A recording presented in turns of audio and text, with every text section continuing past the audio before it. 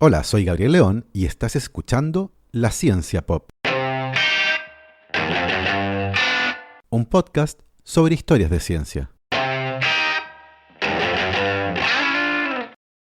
El desarrollo de mejores microscopios a fines del siglo XIX no solo permitió la consolidación de la teoría celular, sino que marcó el final de la teoría de los miasmas, una idea que durante siglos marcó a la práctica médica y que establecía que las enfermedades infecciosas que diezmaban a las poblaciones humanas eran producidas por el aire pestilente que emanaba de las ciudades.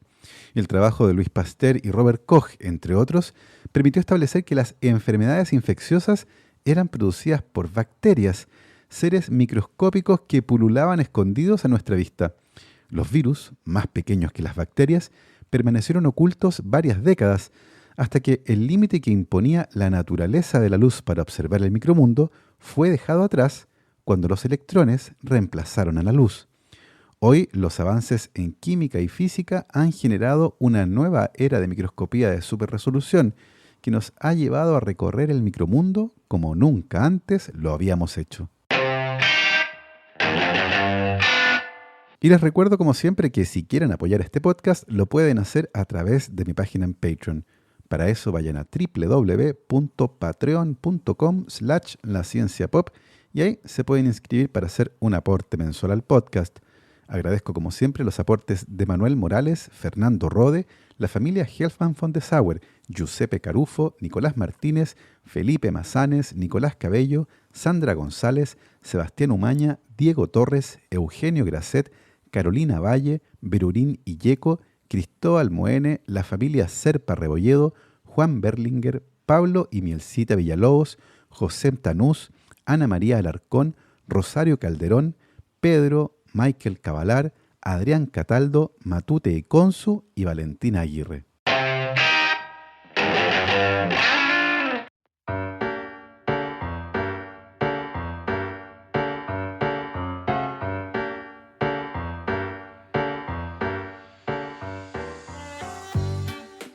A fines del siglo XIX, las observaciones microscópicas permitieron no solo consolidar a la teoría celular, esa que establece que todos los seres vivos están compuestos por células, sino que además ayudaron a generar el cambio más revolucionario de la historia en torno a la comprensión de la naturaleza de las enfermedades.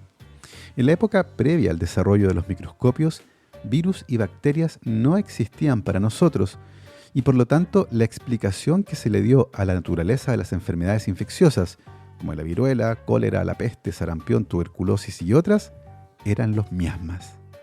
La teoría miasmática de las enfermedades fue la corriente de pensamiento dominante en Occidente para explicar por qué nos enfermábamos, y hace referencia a los vapores pestilentes que inundaban las ciudades en la antigüedad, el mal aire. Esa es la razón por la que los personajes más conocidos asociados a la plaga, los médicos de la plaga, usaban una máscara de cuero con una punta como pico de pájaro. En esa punta ponían hierbas aromáticas y pétalos de rosa para neutralizar el efecto de los miasmas y no enfermar. No hace falta comentar la efectividad de esa costumbre. Una curiosidad es que se creía que no solo las enfermedades infecciosas eran transmitidas por estos malos aires, y por ejemplo, una persona podía ser obesa por la influencia del olor de la comida. Un químico inglés de apellido Booth explicaba que la esposa del carnicero es obesa porque inhala el olor de la carne, en una carta enviada a la revista The Builder en 1844. Y si bien esta es una de las ideas más extravagantes con respecto a los miasmas y los malos aires, esta creencia acerca del origen de las enfermedades prevaleció no solo en la cultura popular, sino que fue parte de la práctica médica formal hasta bien entrado el siglo XIX. Los avances en óptica y la comprensión de los fenómenos físicos asociados al funcionamiento de las lentes les permitió a los fabricantes de microscopios, como Zeiss, Abbe y Schott, producir equipos cada vez más sofisticados y con mayor poder de magnificación y resolución. Esto permitió redescubrir a las bacterias, inicialmente identificadas en el siglo XVII por van Leeuwenhoek, y vincularlas al desarrollo de enfermedades infecciosas. En este sentido, el trabajo de muchos científicos, entre los que destacaron el francés Louis Pasteur y el alemán Robert Koch, resultó fundamental para cambiar nuestra comprensión de la naturaleza de las enfermedades. Así, lentamente, hacia fines del siglo XIX, la teoría germinal de las enfermedades desplazó a la teoría miasmática. Eran las bacterias y no el mal aire lo que nos enfermaba. Una cosa interesante de esto es que Pasteur y Koch se llevaban pésimo.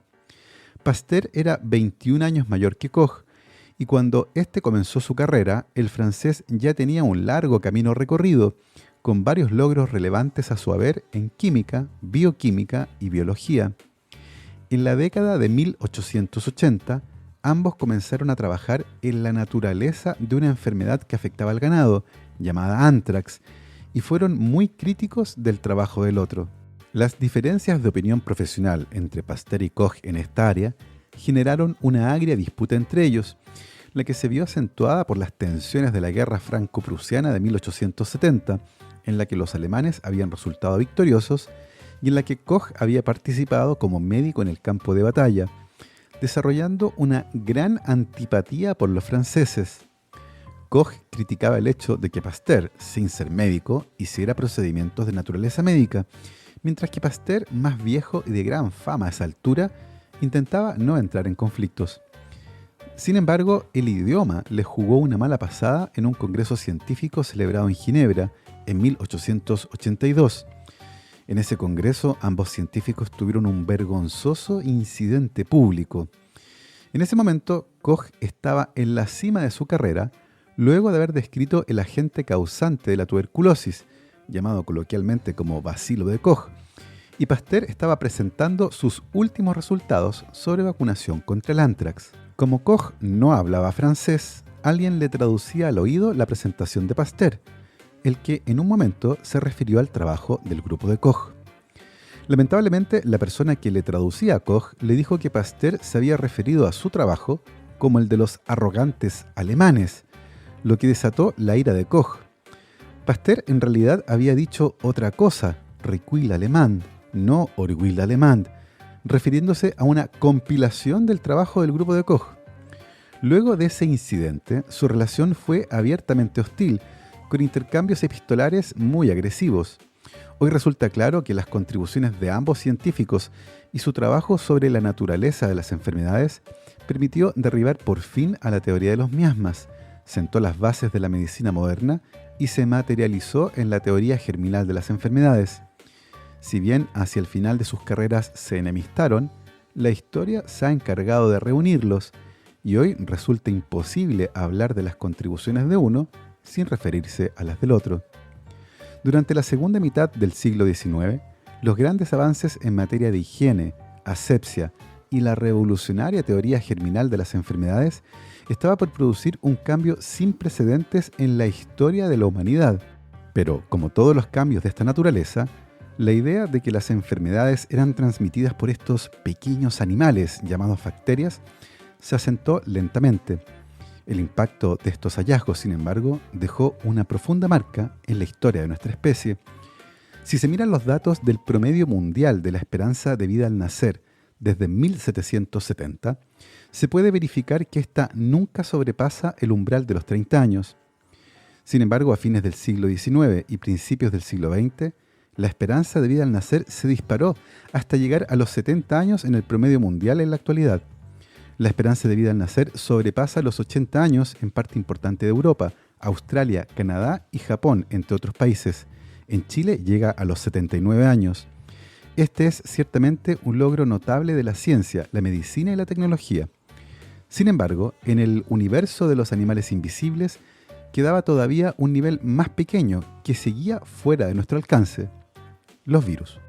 En 1892, el biólogo ruso Dmitry Ivanovsky estaba estudiando la enfermedad del mosaico del tabaco, que se manifiesta como una decoloración en las hojas de la planta de tabaco y que genera un patrón similar a un mosaico. Ivanovsky determinó que la enfermedad podía ser transmitida a una planta sana si se la trataba con un extracto de hojas molidas de una planta enferma. Cuando usó un extracto que había sido pasado por un filtro diseñado por el francés Charles Chamberlain y que permitía eliminar bacterias, ese extracto siguió causando la enfermedad en una planta sana, por lo que Ivanovsky concluyó que muy probablemente la enfermedad era producida por una toxina bacteriana, alguna sustancia química demasiado pequeña como para ser retenida por el filtro. Sin saberlo, Ivanovsky había caracterizado por primera vez una enfermedad viral, ya que la enfermedad del mosaico del tabaco es provocada por un virus. Si bien la palabra virus, que viene del latín y significa veneno, se había usado desde el siglo XVIII para referirse a una sustancia tóxica, la primera vez que se usó para referirse al agente causante de una enfermedad que no era una bacteria fue en 1898, cuando el holandés Martinius Beijerinck caracterizó el fluido vivo contagioso que causaba la enfermedad del mosaico del tabaco y se refirió a ese fluido como virus. Beijerinck pensaba, sin embargo, que el agente infeccioso que causaba la enfermedad en las plantas de tabaco era de naturaleza líquida y no corpuscular. Si bien a inicios del siglo XX los virus comenzaron a ser estudiados, lo que regularmente los científicos podían caracterizar eran los efectos de esos virus. Esto debido a que, por su menor tamaño, los virus quedaban fuera del alcance de los microscopios ópticos y estaban técnicamente ocultos para nuestros ojos. No solo eso, inicialmente los virus fueron estudiados por las enfermedades que producían en plantas o sus efectos en bacterias crecidas en placas de cultivo, pero no estaba claro su efecto en nuestra salud. Por ejemplo, no fue sino hasta el año 1933 que se aisló un virus desde pacientes diagnosticados con gripe y se demostró que al filtrar las muestras del líquido obtenido de la garganta de estos pacientes, eliminando así cualquier rastro de bacterias, se podía producir una enfermedad similar en hurones. Esa fue la primera vez que asociamos la gripe con un virus, pero todavía seguíamos sin poder verlos. ¿Por qué no podíamos ver a los virus? Parte de la respuesta es que son muy pequeños, pero ¿por qué no podemos ver cosas tan pequeñas? Lamentablemente esta vez no se trataba de un problema técnico. No es que nuestros lentes fueran de mala calidad o el vidrio opaco. El problema se escondía en la naturaleza de la luz. Este problema fue descrito por Ernest Abbe, quien en 1873, trabajando con Zeiss, determinó que existía un límite máximo para la capacidad de resolución de la microscopía óptica. Este límite es aproximadamente la mitad de la longitud de onda de la luz usada para iluminar una muestra, y en términos prácticos quiere decir que cualquier cosa más pequeña que 200 nanómetros, como los virus, quedaría fuera del alcance de los microscopios de luz. Ernest Abbe evidenció la existencia de un límite asociado a la naturaleza de la luz, y la única forma de seguir adentrándonos en el micromundo era encontrando algo que tuviera una longitud de onda más pequeña que la luz visible, para así achicar el límite de resolución. ¿Qué cosa podría tener esa propiedad? El físico francés Louis de Broglie pareció encontrar la respuesta en 1924. Louis de Broglie nació en Francia y realizó su doctorado estudiando la naturaleza de los electrones. En 1920, los electrones, que habían sido descubiertos un par de décadas antes, eran considerados como partículas muy pequeñas con carga eléctrica negativa. En su tesis de doctorado, publicada en 1924, Louis de Broglie postuló que los electrones se comportaban como partículas con carga eléctrica negativa, pero también como ondas.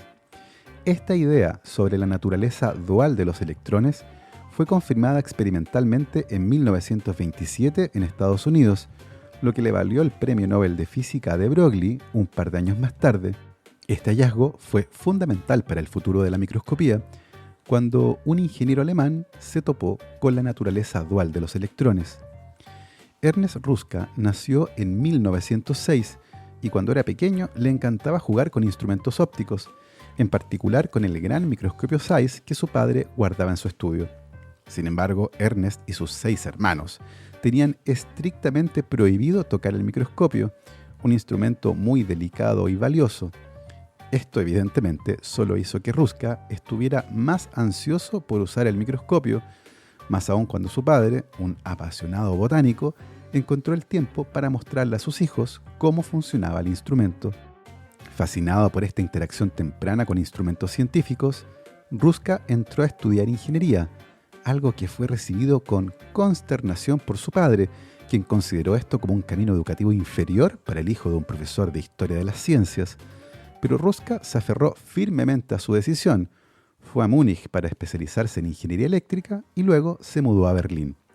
En Berlín, Ruska se incorporó como el miembro más joven de un grupo de físicos e ingenieros que estaba estudiando a los rayos catódicos, que corresponden a un haz de electrones que es emitido desde una placa metálica, el cátodo, cuando se le aplica un gran voltaje.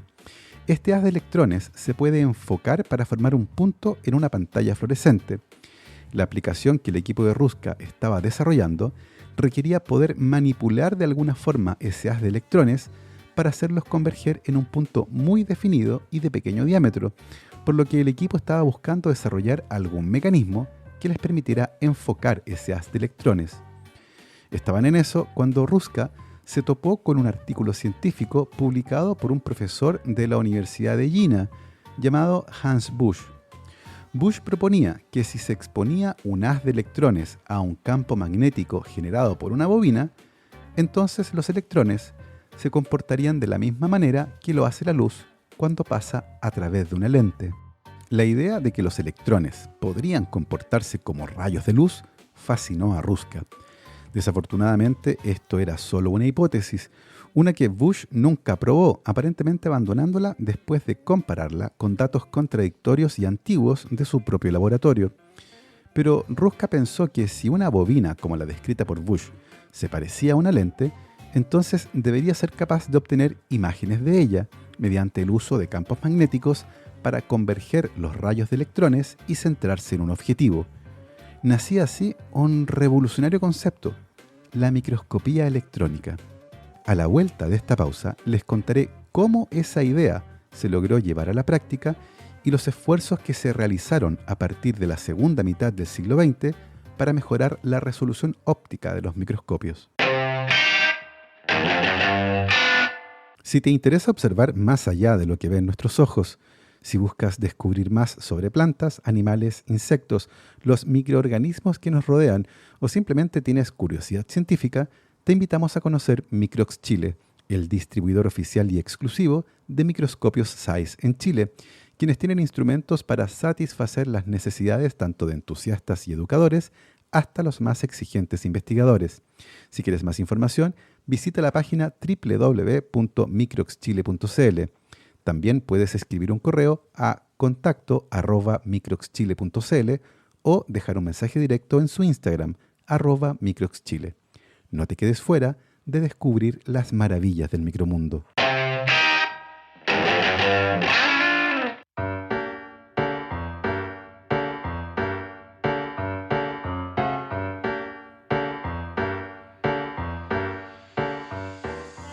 Antes de convertirse en una técnica práctica, la idea de la microscopía electrónica desarrollada por Ruska debía resolver varios problemas. El primero era que, para ser tomado en cuenta, Ruska debía conseguir construir un microscopio electrónico que fuera más potente que el mejor microscopio óptico de la época. Esto fue sumamente desafiante desde el punto de vista de la ingeniería y Ruska enfrentó varios problemas con su diseño. El primero era que los electrones chocaban con las moléculas de gas en el aire y se desviaban, generando mucho ruido en la imagen. La solución fue relativamente sencilla: aplicar vacío en el instrumento para sacar el aire. Sin embargo, teniendo en cuenta que los principales usuarios de esta nueva tecnología serían los biólogos, el microscopio electrónico tenía otro gran problema. Los electrones emitían una gran cantidad de calor, suficiente para destruir los objetos que el aparato se disponía a ver. ¿De qué sirve crear imágenes de tan modesta ampliación si la muestra era reducida a cenizas? En este punto, el grupo llegó a un callejón sin salida, ya que para resolver estos problemas necesitaban dinero, y quienes podían invertir en el desarrollo de la tecnología no se mostraban muy impresionados por imágenes que todavía no eran mejores que las obtenidas con un microscopio óptico. A pesar de estas dificultades, Ruska logró generar a finales de 1933 el prototipo de un microscopio electrónico que tenía un factor de aumento de 12.000 veces, todo un logro. Sin embargo, y a pesar de este éxito, Ruska no pudo convencer a la industria de invertir en la producción de su microscopio electrónico. El problema del sobrecalentamiento de las muestras aún no había sido superado, y si bien Ruska había descubierto una solución parcial, no era suficientemente buena como para convencer a una industria escéptica de invertir en este instrumento que no parecía justificar el gasto. ¿Quiénes son los clientes potenciales de un dispositivo de este tipo?, preguntaban los inversionistas.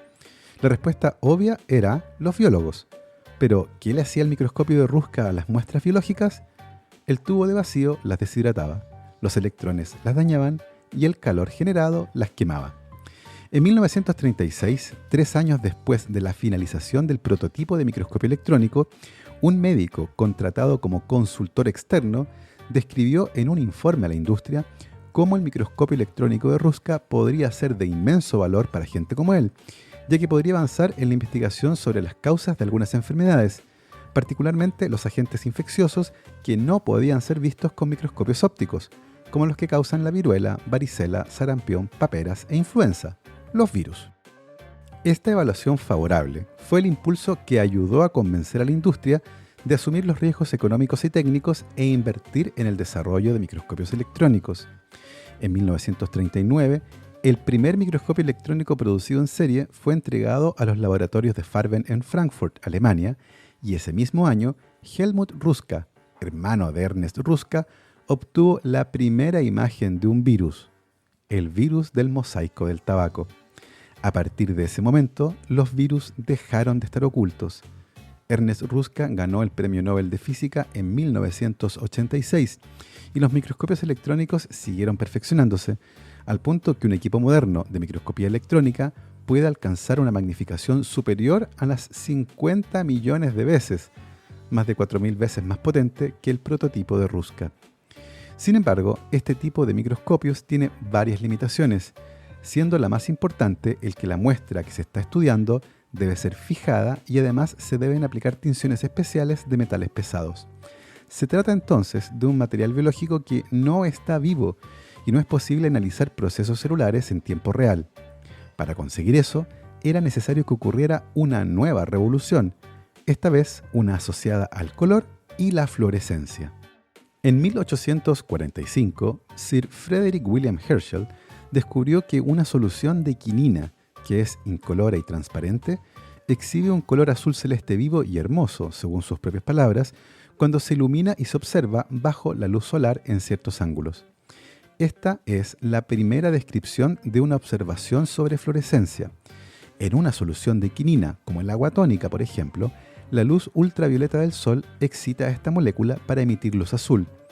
Desde que Ernest Abbe demostró las limitaciones de la microscopía utilizando la luz transmitida, es decir, luz que pasa a través de una muestra, las expectativas sobre la implementación de la fluorescencia en la microscopía eran altas, debido a que se esperaba que una imagen obtenida usando fluorescencia sería de mejor calidad y las estructuras finas serían más fácilmente discernibles si el propio objeto analizado es el que emite luz.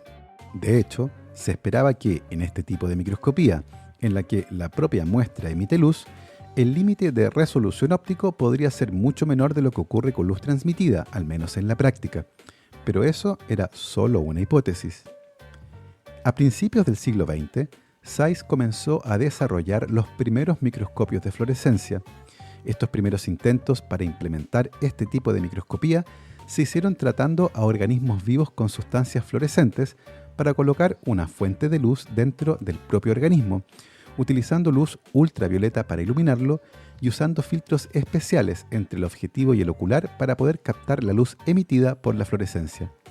Los avances en esta área fueron enormes, particularmente gracias al desarrollo de la proteína fluorescente verde, la GFP, una historia que revisamos en profundidad la temporada pasada en el episodio titulado El taxista que no ganó el premio Nobel. Y si bien la microscopía de fluorescencia permitió estudiar con gran detalle células vivas y los procesos que ocurren en su interior, la resolución seguía siendo un gran problema. La muestra, una célula por ejemplo, debía ser iluminada con una luz de cierta longitud de onda para excitar a las moléculas fluorescentes presentes en la muestra, para que luego esas moléculas emitieran fluorescencia de una longitud de onda un poco más larga y por ende con menos energía. El problema es que el volumen tridimensional de la sección iluminada y que luego emitía luz generaba una gran dispersión de fotones, haciendo que las imágenes fueran borrosas. Y esto era un problema para estudiar estructuras muy finas, como por ejemplo las conexiones entre las neuronas. Ese era de hecho el gran problema que tenía Marvin Minsky en Harvard en la década de 1950. Minsky es reconocido hoy como uno de los más relevantes investigadores en el área de la inteligencia artificial y ciencias de la computación. Cuando era niño, creció fascinado por los lentes que su padre, un cirujano oftalmológico, tenía en su consulta, y luego se interesó en el funcionamiento del cerebro y la posibilidad de fabricar máquinas que aprendieran. De hecho, sobre ese tema fue su tesis de doctorado en Princeton, máquinas que pudieran aprender tal como lo hace el cerebro. Pero, ¿cómo aprende el cerebro? Minsky intentó adentrarse en la forma en que el cerebro se conecta, un paso que le pareció relevante para poder entender cómo funcionaba el cerebro. Para eso acudió a la microscopía, pero todo lo que podía ver en una masa tan compacta de células como el tejido cerebral era un brillo borroso y muy poco informativo. El problema era que estaba viendo simultáneamente luz que provenía de muchos planos distintos. Estaba viendo un bloque tridimensional de tejido y los detalles se hacían borrosos. Al terminar su doctorado, Minsky fue invitado a incorporarse como miembro de la Sociedad de Harvard, un puesto que no incluía ninguna obligación formal y que además le abría las puertas de todos los laboratorios de la universidad. Era básicamente un permiso para pensar libremente en lo que quisiera y llevarlo a la práctica. En ese ambiente, tan libre desde el punto de vista intelectual, Minsky concibió un sistema óptico especial que le permitiera eliminar toda la luz emitida por la muestra que estuviera fuera de un plano de su interés. Ya no vería un bloque tridimensional borroso, sino que una fina sección óptica. Si generaba varias secciones ópticas sin ruido y muy limpias, la cantidad de información era muy poca. Pero si tomaba 50 planos distintos separados por unos pocos micrómetros, entonces podía generar una imagen tridimensional muy limpia. Si bien la idea de eliminar la luz fuera del plano de interés no era nueva, Minsky fue el primero en proponer tomar una serie de planos distintos para ensamblar una imagen tridimensional, un barrido óptico. Minsky patentó esta idea con el nombre de sistema de doble foco, pero no perseveró en el desarrollo de este instrumento, que se convirtió en el precursor de la microscopía confocal, una tecnología que permitió manipular el límite de resolución óptico para entregar imágenes de una calidad impresionante. Nuevamente, habíamos logrado correr, usando la tecnología, el límite que la luz nos imponía. Hacia el año 1978, los físicos que estudiaban óptica habían desarrollado nuevas ideas con respecto a cómo correr más aún el límite de Abbe, desarrollando un marco conceptual que recurría a la iluminación especial y el uso de un tipo de moléculas fluorescentes de nueva generación. En 1994, Stefan Hell, nacido en Rumania, estaba trabajando como físico teórico en la Universidad de Turku, en Finlandia. Ahí desarrolló una idea revolucionaria para hacerle el quite al límite de resolución de Abbe, con un sistema de iluminación especial basado en rayos láser que le permitieran iluminar una sección muy pequeña de una muestra para excitar solo unas pocas moléculas de manera simultánea. La idea no fue llevada a la práctica por nadie, probablemente porque nadie pensó que podría funcionar. Y como nadie llevó la idea a la práctica, fue el mismo Hell el que tuvo la oportunidad de probar su idea cuando en 1997 fue a trabajar al Instituto Max Planck en Alemania. En 1999, el Dr. Hell y su equipo lograron generar un sistema práctico de microscopía de superresolución. El trabajo fue enviado a la revista Science, pero fue rechazado. Luego fue enviado a la revista Nature, donde también fue rechazado. El artículo fue publicado finalmente en la revista de la Academia Nacional de Ciencias de Estados Unidos y se convirtió en un trabajo fundamental para el nacimiento de una nueva área, la microscopía de superresolución. El año 2014, Stefan Hell estaba en su oficina cuando recibió una llamada telefónica. Su interlocutor hablaba en inglés con un marcado acento que Hell reconoció inmediatamente. Era Staffan Normark, el secretario de la Real Academia de Ciencias de Suecia, quien llamaba a Hell para anunciarle que acababa de ganar el Premio Nobel de Química, premio que compartió con William Murnau y Eric Betzig. Los tres eran físicos de formación, pero con un interés enorme en la biología, lo que les llevó a desarrollar herramientas de alta resolución en microscopía, lo que les valió el Premio Nobel de Química. De esta forma, trabajando con intereses en diferentes áreas, se ha logrado hacerle el quite al límite de la resolución de AVE, llevando a la microscopía a un nuevo nivel. Técnicas como la microscopía de iluminación estructurada, microscopía de campo cercano, microscopía de localización fotoactivada y microscopía óptica estocástica de reconstrucción son solo algunas de las técnicas que se han desarrollado en las últimas 2 décadas y que han permitido obtener imágenes impresionantes y al mismo tiempo bellísimas del interior de las células.